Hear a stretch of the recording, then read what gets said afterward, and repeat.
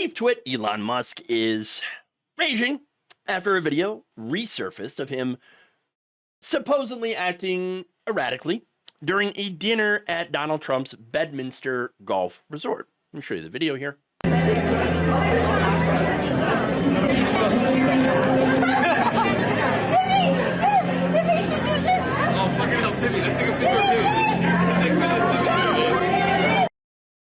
So look, this video has made the rounds before, okay? And at the time, Motley Plufkins over on X/Twitter, whatever, tweeted the clip out with the caption, "Musk playing with his silverware while tripping on ketamine at Bedminster." All right, again, this clip has gone viral again recently. This is after the New York Times had an explosive new report accusing Elon Musk of using, at his time in office as a special government employee, of using a cocktail of drugs, which included ketamine, Adderall, ecstasy, and even magic mushrooms while at the White House. Now, look, personally, you ask me, I don't care if you do those things. I'm in favor of legalization and regulation.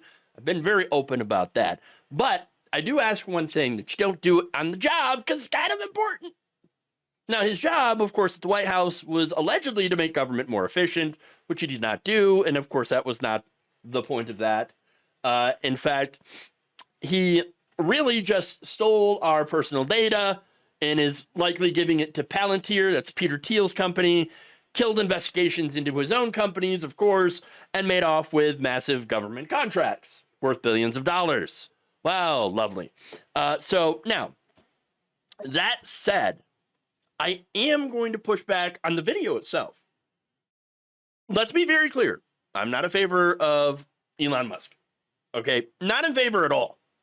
But as far as that, when he didn't really look high, he looked bored. He looked bored.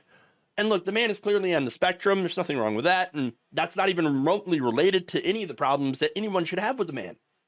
Who cares if he's making little things with his silverware? I don't care. I care much more about what he did to the government and what he might do with our personal data. And then with him being on the spectrum has literally nothing to do with any of that. Now, to back that up, computer scientist and writer Paul Graham chimed in to say, hey, I pretty much do the same thing. Quote, you don't need ketamine to make these. I always make them. In our family, we called them Robert Towers after Robert Morris, who also makes them. Musk responded to that post and said, I'm not on ketamine. FFS. Graham responded saying, well, that's what I'm saying. Making cutlery towers isn't evidence that somebody's on drugs. You could take an identical video of me at dinner. And there it is. Look, what I think is going on is the man is probably just stimming. Okay? That's not evidence of drug use. I despise Elon Musk, but come on, man. There is a way to criticize him without going ableist. Okay? And understand why I'm taking this tack is look, it's kind of the reason, the response to it is kind of the reason that a lot of autistic people end up masking. Okay? Now, that said, it is true that Musk has admitted to taking ketamine. That's right. And that New York Times report is like, yeah, he took so much ketamine that it actually damaged his bladder. Now, he's calling that report, though, a lie, even though he has admitted to, again, doing ketamine.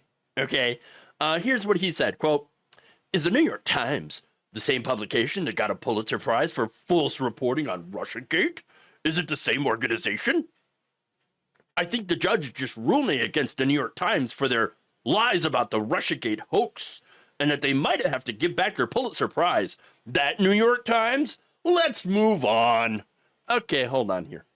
For one, that case involved the Florida State Appeals Court, which had declined to pause a defamation lawsuit that Trump had filed against members of the Pulitzer Prize board. The ruling from the 3-judge panel did not address the merits of the case. In fact, in the argument, the defendants said would basically avoid a constitutional conflicts that could arise from Trump proceeding as a plaintiff in a civil action on claims that may involve his official conduct while president in his first term. Now, in Thursday's ruling that denied that request from the defendants, a 3-judge panel on the Florida 4th District Court of Appeals said that the right to claim burdens on executive functions belongs to the president, not his opponents in the case. So, Chief Judge Mark Klingensmith wrote in the ruling, separation of powers protects the executive from undue burdens imposed by other branches, not burdens which the executive willingly accepts. After all, it is Donald Trump that is bringing that lawsuit, that defamation suit, against the Pulitzer Board. So yes, they are allowed to bring it on their own timetable, and that's what this appeal, a ruling confirms. It's like, yeah, he has the right to bring a defamation case if he wants to. And so, yes, we're going to let it go forward. No, we're not going to wait until he's not president anymore. Okay, all right. Again, that decision had absolutely nothing to do with whether their reporting was factual or not. Okay, so be very, very clear about that. That said, Elon Musk, once again, I already said, admitted to doing ketamine. Here's his quotes on that. In a tweet posted August 4th, 2023, Musk responded to Nigerian rapper Zubi, saying this, quote, I have serious concerns about SSRIs as they tend to zombify people. Occasional use of ketamine is a much better option, in my opinion. I have a prescription for when my brain chemistry sometimes goes super negative. Now, let me just say, first off, I know people who take SSRIs. No, I've never seen anybody zombified by it. Okay?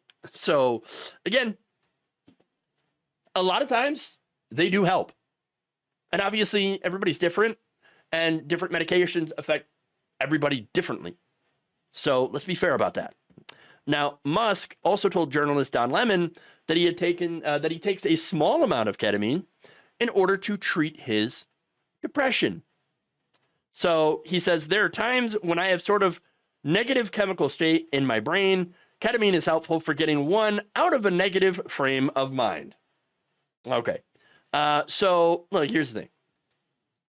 What does the science say about use of ketamine on depression? Well, it turns out, so far, the scientific community says, well, it's showing promise for the treatment of resistant severe depression. Okay, so promising on that front. Great. Now, that same report, of course, says, this is from Harvard, there are possible downsides, so more research into the long-term usage of ketamine is necessary.